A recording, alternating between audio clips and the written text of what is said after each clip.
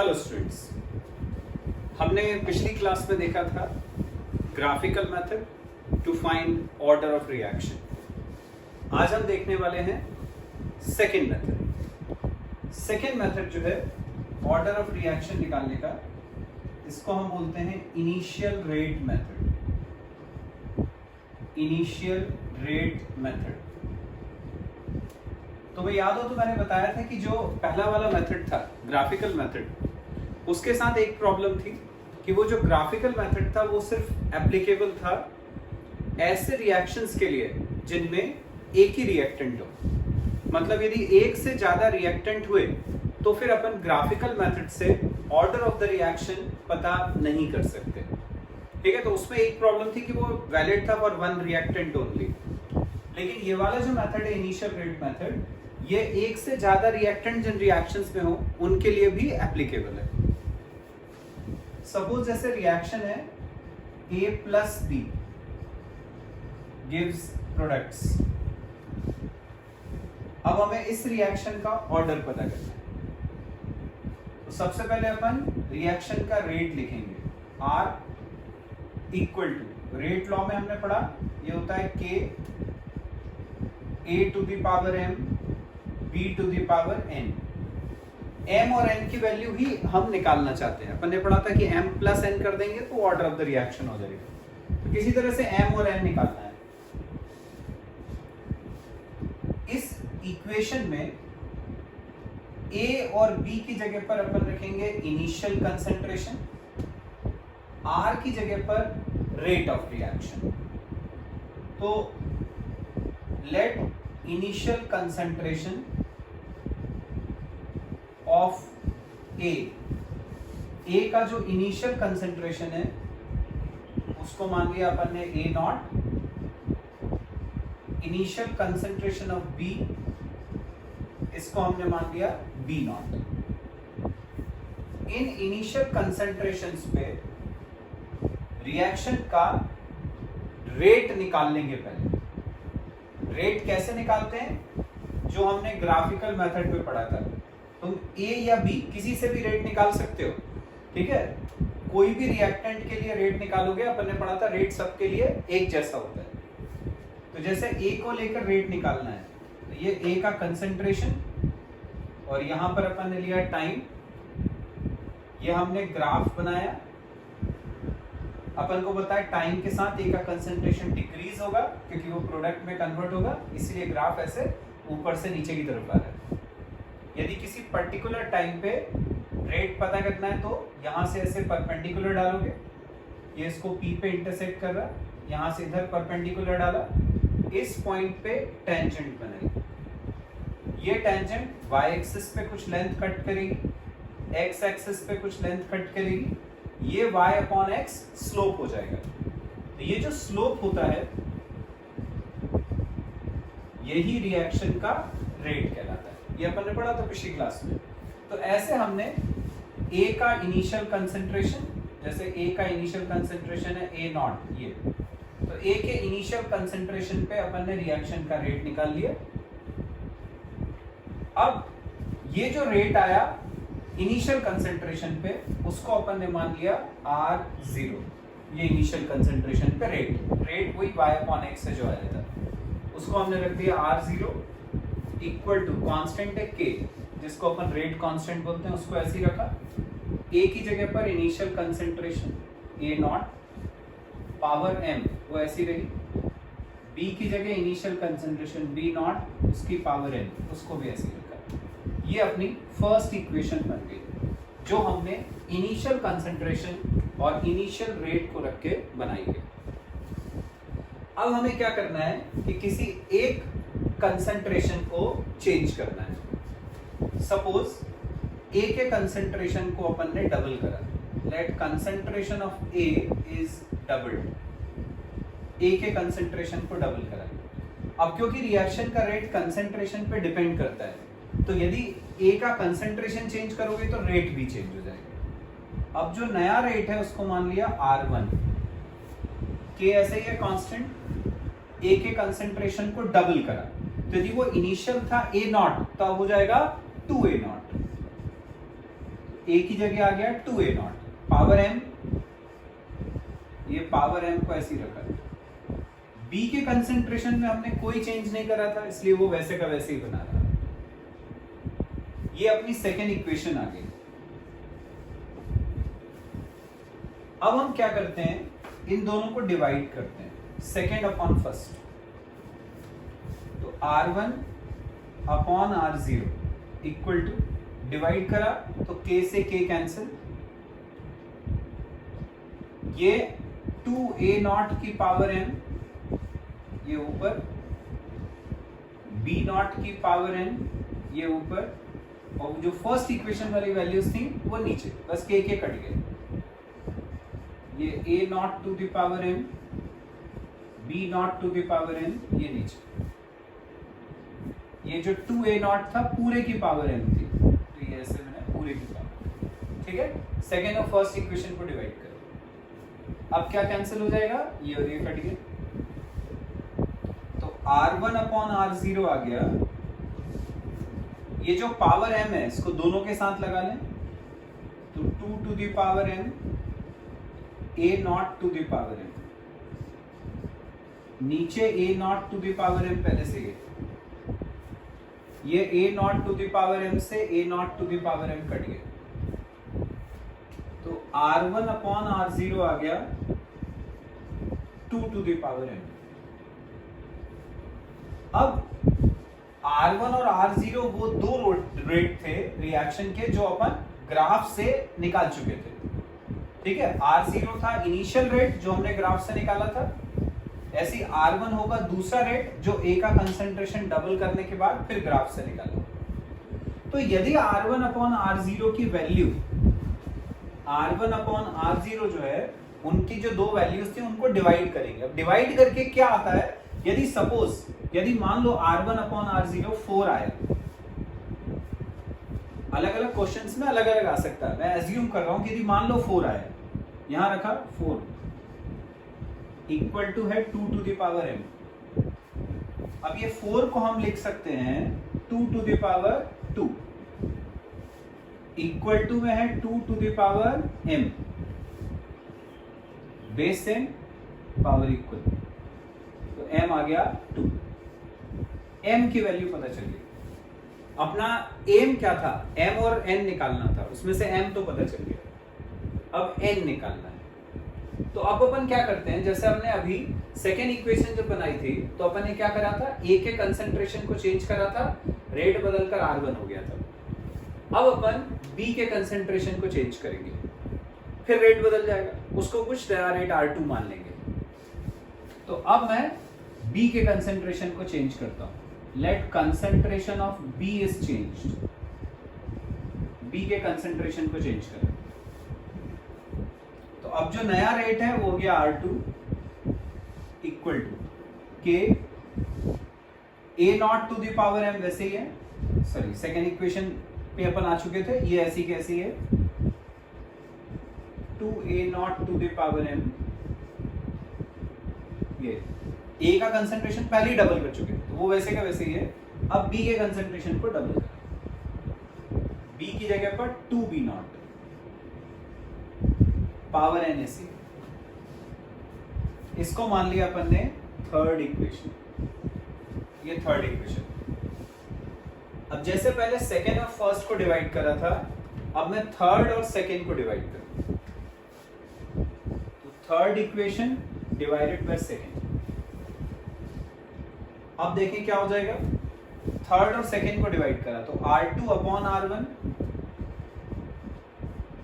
R2 upon R1 equal to, third और second को divide कर रहा हूं तो k से k कट जाएगा, 2a0 की पावर m से 2a0 की पावर m कट गया, ये बचा 2b0 की पावर n और यहां बचा b0 की पावर n, 2b0 की पावर n मतलब 2 की पावर n b0 की पावर n अपॉन नीचे बचा है b0 की पावर n, ये b0 की पावर n से b0 की पावर n कट गया, तो R2 अपॉन R1 आ गया हमारा 2 टू दी पावर n। अब सपोज यदि R2 और R1 की वैल्यू जो अपन ने ग्राफ से निकाली थी उनको डिवाइड करके मान लो 2 आया है, यहां हमने 2 रखा, इक्वल टू में है 2 टू द पावर n।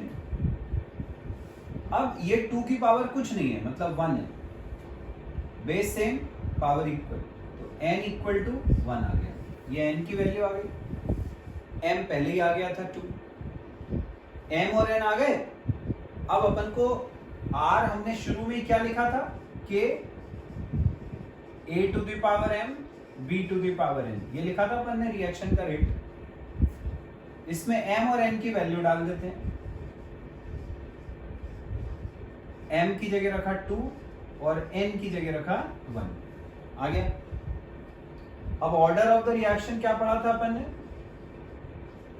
ये जो रिएक्टेंट्स हैं इनके पावर्स का sum order of the reaction कहलाता है।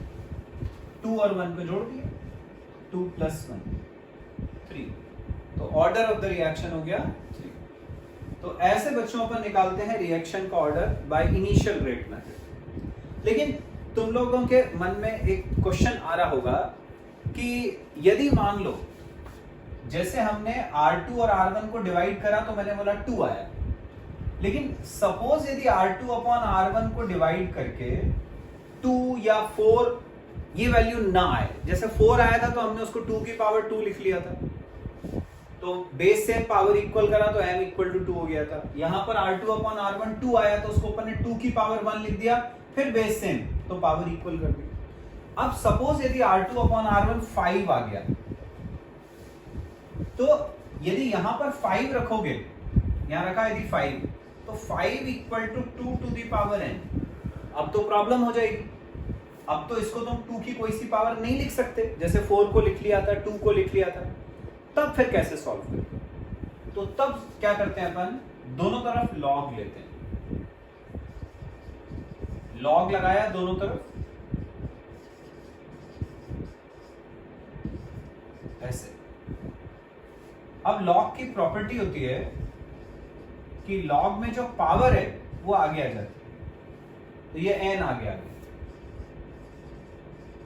बचा log 2 टू द बेस 10, बस अब n निकालना है तो ये नीचे आ जाएगा, तो log 5 to the base 10 upon log 2 to the base 10 equal to n की वैल्यू। log 5 और log 2 की वैल्यू रखेंगे तो n आ जाएगा। n फ्रैक्शन में आ रहा, आने दो, कोई दिक्कत नहीं है, n कुछ भी हो सकता है, ठीक है, बस नेगेटिव नहीं होता, बाकी सब कुछ होता है, तो m और n आ जाएगा। तो इसका मतलब ये हुआ कि दो रेट्स को डिवाइड करके वैल्यू जो है वो चाहे 2 का मल्टीपल आए चाहे नहीं आए, m और n अपन हमेशा निकाल सकते हैं, ऑर्डर ऑफ द रिएक्शन हम हमेशा पता कर सकते हैं। तो ये हो गया हमारा इनिशियल रेट मेथड। तो स्टूडेंट्स अपन ने ऑर्डर ऑफ द रिएक्शन निकालने के 2 मेथड्स देख लिए, ठीक है, पहला ग्राफिकल मेथड देख लिया, उसके बाद इनिशियल रेट मेथड देख लिया। अब एक बहुत इंपॉर्टेंट मेथड है तीसरा, इसको हम बोलते हैं integrated rate law method. Integrated rate law method बहुत इंपॉर्टेंट मेथड है, इसके ऊपर बेस्ड न्यूमेरिकल्स भी आते हैं, एग्जाम बोर्ड में भी आते हैं तुम्हारे, और कॉम्पिटिटिव में भी आते हैं। ये मेथड भी कितने भी रिएक्टेंट्स के लिए वैलिड है। सपोज कोई रिएक्शन है, A gives products,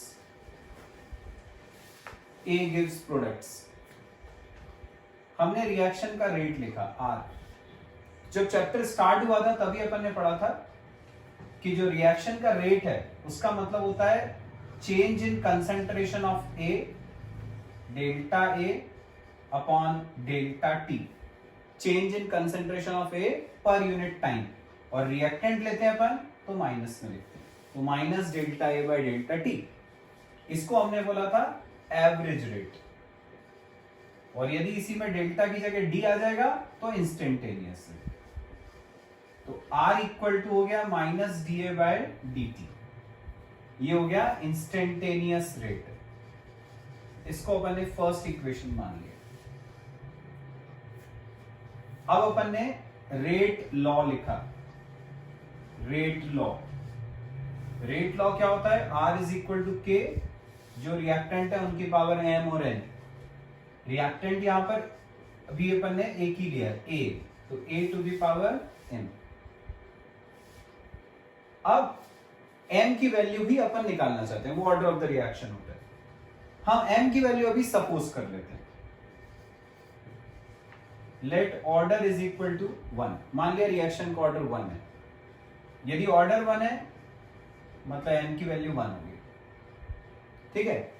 m की जगह 1 रखा तो r is equal to k a to the power 1। यदि m की वैल्यू 1 नहीं है 2 है तो क्या होगा वो अपन आगे देखेंगे। ये r की वैल्यू आ गई, सेकेंड इक्वेशन मान लिया।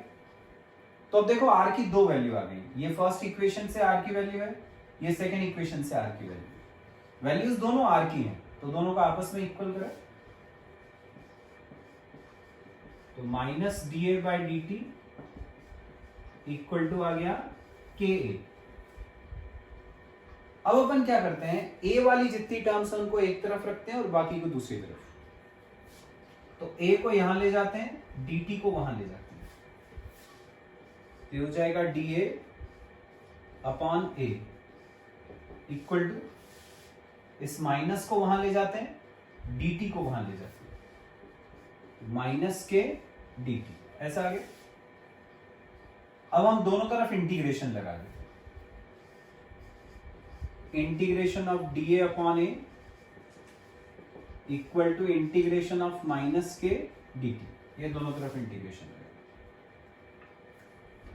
अब इंटीग्रेशन का फॉर्मूला होता है